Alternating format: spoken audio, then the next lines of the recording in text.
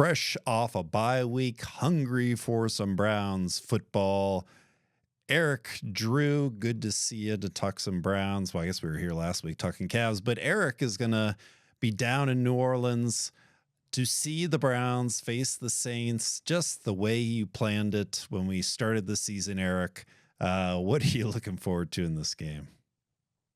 Well, much to what the Browns did to the Ravens a few weeks ago by switching play callers, the Saints did to the Falcons, switching head coaches, getting an upset against the division rival. Will Derek Carr, Alvin Kamara, and Marquez Valdez-Scantling, was that a one-off? Will they be doing that every week? That's still determined. Um, Derek Carr hasn't been lighting it up this year. He's averaging 213 yards, a touchdown and a half, and on 67% completion per game. However, I said that about Justin Herbert a few weeks ago, and he's had a pretty good game against the Browns. Kind of broken plays, long touchdowns. So I think that's the way the Saints should be playing this game, and the Browns obviously have to kind of guard against that because they're not really a long sustaining drive offense. Defensively, Cameron Jordan, who's been there for a long time, and Chase Young are two solid defensive ends who both had a sack last week. The Browns went to switch to DeJuan Jones at left tackle over Jedrick Wills, who's been highly scrutinized this season, has been rather underwhelming. So hopefully that stabilizes the offensive line enough that they can keep Jameis Winston clean in the pocket.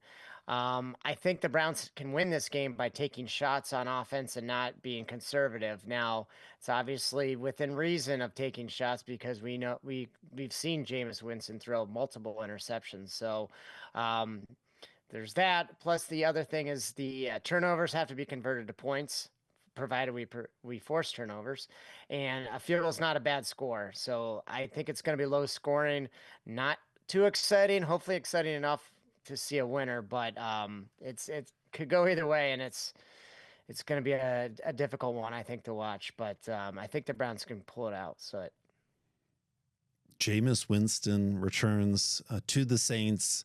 Drew, but all Browns fans, we must be thinking this is a game we want to see Jameis win. The Browns get back on track.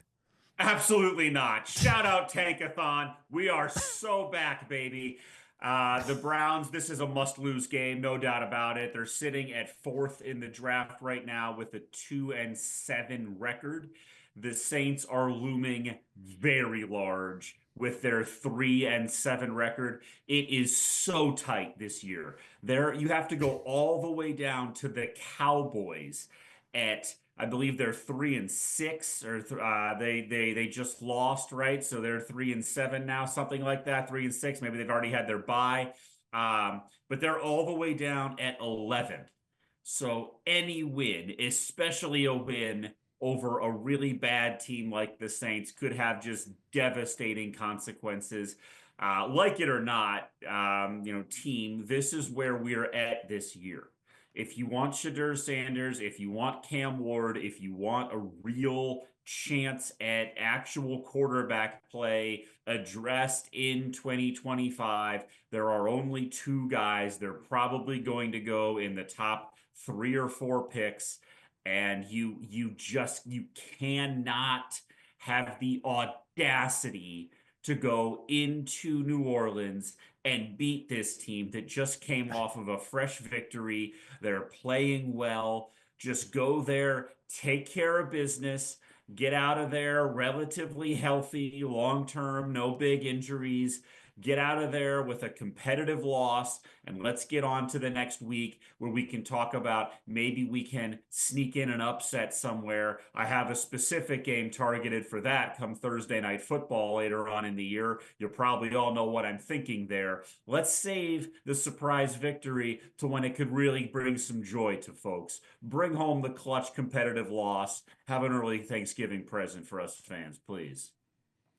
All right, Drew, new segment, I'll bite. Who are the Browns going to draft next year? It all depends on where they finish. If they can secure themselves a top 3 pick, I think you absolutely have to go get one of the two quarterbacks. They're both very athletic. They can make plays down the field. They've got good arms. They've got good legs. They can do a lot of things that you wanted Deshaun Watson to be able to do. You can keep that offense. You can incorporate some more of what Stefanski does best if you want to keep the coach. I think it's going to be tough to fire the coach and the GM this year. There's going to be a lot of openings, and the Browns are going to be hard pressed to do better than Andrew Berry and Kevin Stefanski. So if you want to give them some more runway to prove that they are the people that we hoped they were all along, I think the best way to do that is to give them a quarterback. Now, you start winning something like 4 or 5 games, I think you kiss that chance goodbye. I really do.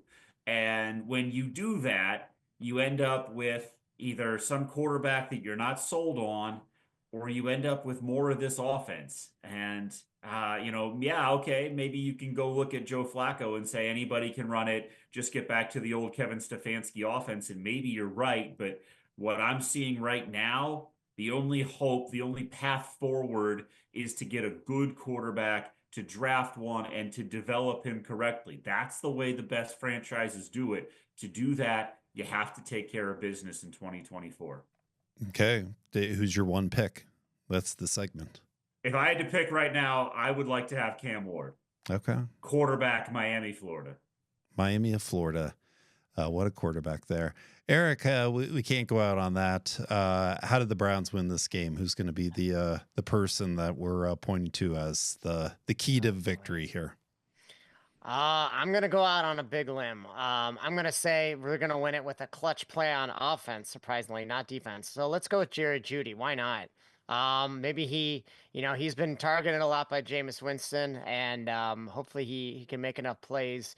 They still have Honey Badger. I don't know how he's still in the league, but they still have Honey Badger there. They got rid of Marshawn Lattimore, so that frees up a cornerback spot. So let's go with Jerry Jeudy in this one. I'll go heartwarming Nick Chubb. Let's see him complete this comeback 100-yard game. Would love to see it. Maybe they'll even put a smile on Drew's face. Let's go Browns. Go Browns. Sure. Go Browns.